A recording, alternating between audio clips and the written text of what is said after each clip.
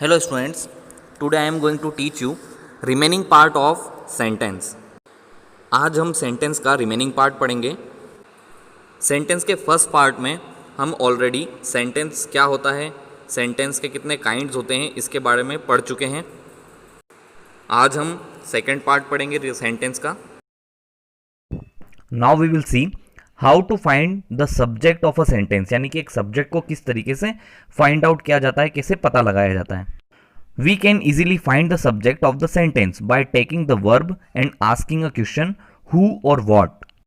एक सेंटेंस के अंदर हम एक सब्जेक्ट को बहुत ही इजीली फाइंड आउट कर सकते हैं बाय टेकिंग द वर्ब, यानी कि वर्ब को लेकर के, एंड आस्किंग क्वेश्चन हु और व्हाट, यानी कि हु और व्हाट से क्वेश्चन पूछ करके.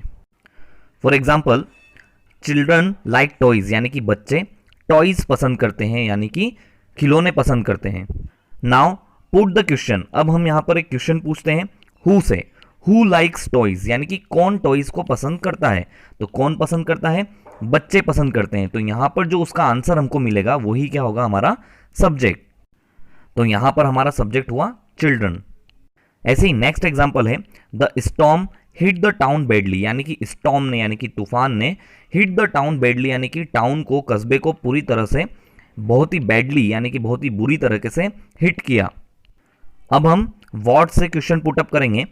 What hit the town badly, यानी कि किसने टाउन को बहुत बैडली हिट किया. तो उसका आंसर हमको मिलेगा स्टॉर्म, यानी किसने हिट किया, स्टॉर्म ने. तो हमारा सब्जेक्ट होगा स्टॉर्म. तो हम हु और व्हाट से क्वेश्चन पूछ के हम हमारे सब्जेक्ट को इजीली फाइंड आउट कर सकते हैं. यानी हु और व्हाट से क्वेश्चन पूछने पर जो हमको आंसर मिलेगा वही हमारा सब्जेक्ट होगा. In interrogative and exclamatory sentences word order is slightly different, यानी कि इंटेरोगेटिव और जो एक्सक्लेमेटरी सेंटेंस होते हैं उनके अंदर जो वर्ड ऑर्डर होता है वो थोड़ा सा डिफरेंट होता है, यानी कि उसके अंदर सबसे पहले सब्जेक्ट को पुटअप नहीं किया जाता है. अब हम इसे एग्जाम्पल से समझते हैं. कैन आई हेल्प यू, क्या मैं तुम्हारी मदद कर सकता हूं. तो ये क्या है, ये क्वेश्चन है. तो ये इंटेरोगेटिव सेंटेंस है जहां पर हमने देखा कि सबसे पहले जो वर्ड ऑर्डर है उसके अंदर सबसे पहले हेल्पिंग वर्ब, यानी कि जो हमारी मॉडल वर्ब है उसको हमने प्लेस किया है और सब्जेक्ट को उसके बाद में प्लेस किया है. Next example is where do you live. यहां पर भी हम देखते हैं कि जो हमारा WH वर्ड है वो सब्जेक्ट से पहले है और जो हमारी हेल्पिंग वर्ब है वो भी सब्जेक्ट से पहले प्लेस की हुई है. और ऐसे ही एक्सक्लेमेटरी जो सेंटेंसेस हमको यहाँ पर दिए हुए हैं, जैसे कि how lovely she looks, what a tragic end she met. तो यहाँ पर भी हम देख सकते हैं कि जो वर्ड ऑर्डर है वो जो असर्टिव सेंटेंसेस होते हैं उनसे थोड़ा डिफरेंट है, यानी कि इनमें सब्जेक्ट को पहले प्लेस नहीं किया गया है. Now we will discuss about objects and complements. अब हम यहाँ पर ऑब्जेक्ट्स और कॉम्प्लीमेंट्स के बारे में डिस्कस करेंगे. In a sentence an object is a person or a thing which is affected by the action of the verb. यानी कि एक सेंटेंस के अंदर ऑब्जेक्ट जो है वो कोई पर्सन हो सकता है या फिर कोई थिंग हो सकती है which is affected by the action of the verb, जो कि वर्ब जो होती है उससे अफेक्ट होती है. यानी कि कोई भी एक्शन अगर एक सेंटेंस के अंदर किया जा रहा है, कोई भी काम या फिर कोई भी क्रिया हो रही है, तो उससे जो भी पर्सन या जो भी थिंग अफेक्ट होता है वही हमारा ऑब्जेक्ट होता है. For example, Ram place football, यानी कि राम फुटबॉल खेलता है. तो यहाँ पर जो वर्ब हो रही है वो है प्ले, यानी कि खेलने की यहाँ पर क्रिया हो रही है, एक्शन हो रही है. तो इससे जो चीज़ अफेक्ट हो रही है वो है फुटबॉल, यानी कि राम के खेलने से कौन सी चीज़ अफेक्ट हो रही है, फुटबॉल. तो यहाँ पर फुटबॉल क्या हुआ, हमारा object. When the verb is changed from active to passive voice, then the object in the active voice becomes the subject in the passive voice and vice versa. यानी कि जब हम एक्टिव वॉइस को passive voice में change करते हैं, then the object in the active voice, तो हमारा जो ऑब्जेक्ट एक्टिव वॉइस का जो ऑब्जेक्ट होता है becomes the subject in the passive voice, वो पैसिव वॉइस में जाकर के सब्जेक्ट बन जाता है. And vice versa. Vice versa का मतलब होता है कि सेम इसका उल्टा होना, यानी कि हमारा सब्जेक्ट जो होता है एक्टिव वॉइस का वो ऑब्जेक्ट बन जाता है पैसिव वॉइस में, और एक्टिव वॉइस का जो ऑब्जेक्ट होता है वो पैसिव वॉइस में जाकर के सब्जेक्ट बन जाता है. For example, they play hockey, ये एक्टिव वॉइस का सेंटेंस है. इसको जब हम पैसिव वॉइस में कन्वर्ट करते हैं तो पैसिव वॉइस का सेंटेंस बनेगा hockey is played by them. तो एक्टिव वॉइस में हमारा सब्जेक्ट था दे, जिसको कि पैसिव वॉइस में चेंज करके हमने कर दिया देम, और इसमें एक्टिव वॉइस में हमारा जो ऑब्जेक्ट था वो था हॉकी, जो कि पैसिव वॉइस में हमारा सब्जेक्ट बन जाता है। ऐसे ही कुछ और एग्जाम्पल्स यहाँ पर हमें दिए हुए हैं जिनमें हमने एक्टिव वॉइस को पैसिव वॉइस में कन्वर्ट किया है और उनके अंदर हमने सब्जेक्ट को ऑब्जेक्ट में और ऑब्जेक्ट को सब्जेक्ट में कन्वर्ट किया है। Complement is normally a noun और एन एडजेक्टिव, यानी कॉम्प्लीमेंट नॉर्मली या तो एक नाउन होता है या फिर एक एडजेक्टिव होता है। It comes after verbs like is, am, are, was, were, has, have, etcetera. Without complement a sentence remains incomplete. यानी कि कॉम्प्लीमेंट जो है वर्ब्स जैसे कि is, am, are, was, were, has, have इनके बाद में आता है, और विदाउट कॉम्प्लीमेंट यानी कि कॉम्प्लीमेंट के बिना एक सेंटेंस जो है वो इनकम्प्लीट रह जाता है। There are some examples of complements. यहाँ पर हमें कॉम्प्लीमेंट्स के कुछ एग्जाम्पल्स दिए हुए हैं, सेंटेंस के अंदर हम उनको देखेंगे। First example is she is a cheat, यानी कि वो एक धोखेबाज है। तो यहाँ पर चीट जो है वो हमारा कॉम्प्लीमेंट है, जो कि हमारी वर्ब जो है उसके बाद में यूज हुआ है।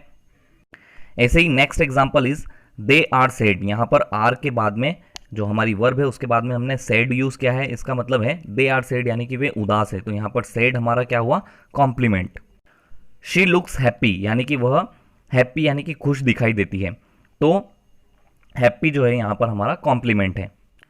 कॉम्प्लीमेंट एक्सप्रेसेस द क्वालिटी और कंडीशन ऑफ द सब्जेक्ट, यानी कॉम्प्लीमेंट जो होता है वो सब्जेक्ट की क्वालिटी और उसकी कंडीशन को एक्सप्रेस करता है। जैसे कि हमने थर्ड एग्जाम्पल देखा, शी लुक्स हैप्पी, तो यहाँ पर हमको उसकी कंडीशन पता चल रही है कि वो कैसी है, वो खुश है, तो यहाँ पर हैप्पी क्या हुआ, हमारा कॉम्प्लीमेंट।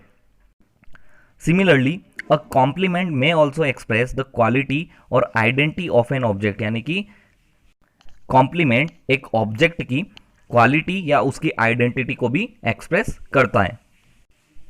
हम इसे कुछ एग्जाम्पल्स के थ्रू समझेंगे, जैसे कि शी मेड मी एंग्री, यानी कि उसने मुझे गुस्सा कर दिया। ही कॉल्ड हिम अ फूल, यानी कि उसने उसे मूर्ख कहा। In both sentences me and him are objects. The words angry and a fool are the complements of the objects me and him. और यहाँ पर एंग्री और फूल जो हैं वो कॉम्प्लीमेंट्स हैं, कौन से ऑब्जेक्ट्स के, मी और हिम के, जो कि हमको मी की कंडीशन बता रहे हैं कि मी यानी कि जो ऑब्जेक्ट है हमारा वो कैसा हो गया है, एंग्री यानी कि गुस्सा, और ऐसे ही हमको हिम की यहाँ पर आइडेंटिटी पता चल रही है कि वो क्या है, मूर्ख। तो यही चीज़ यहाँ पर एक्सप्लेन की हुई थी कि अ कॉम्प्लीमेंट में ऑल्सो एक्सप्रेस द क्वालिटी और आइडेंटिटी ऑफ एन ऑब्जेक्ट, यानी कि एक कॉम्प्लीमेंट किसी भी ऑब्जेक्ट की क्या कर सकता है, क्वालिटी और आइडेंटिटी को बता सकता है। अभी तक जो हमने पढ़ा है उससे रिलेटेड हम यहाँ पर एक एक्सरसाइज देखते हैं। India wants piece in the world, इस सेंटेंस के अंदर सब्जेक्ट क्या है और प्रेडिकेट क्या है।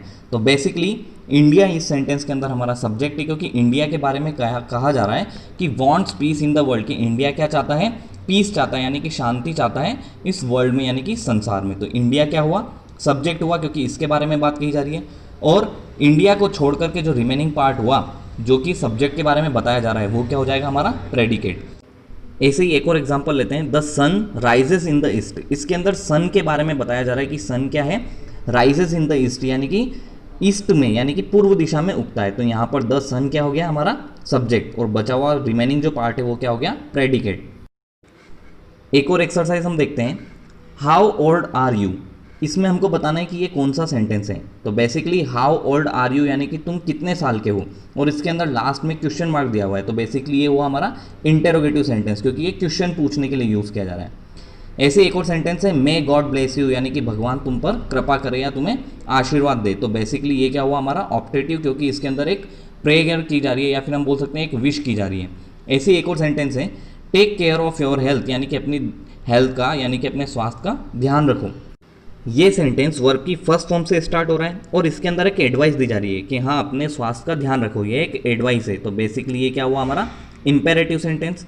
और hurray we have won the match, इसके अंदर हुर्रे जो है वो बेसिकली एक इंटरजेक्शन है, जो कि काय के लिए यूज़ किया जा रहा है, ये खुशी को, यानी कि एक तरीके से जॉय की फीलिंग को एक्सप्रेस करने के लिए यूज़ किया जा रहा है। तो ये क्या हुआ, हमारा exclamatory sentence. So students, I think आपको ये वीडियो लेक्चर पसंद आया होगा, समझ में आया होगा। I think this is enough for today. Thank you.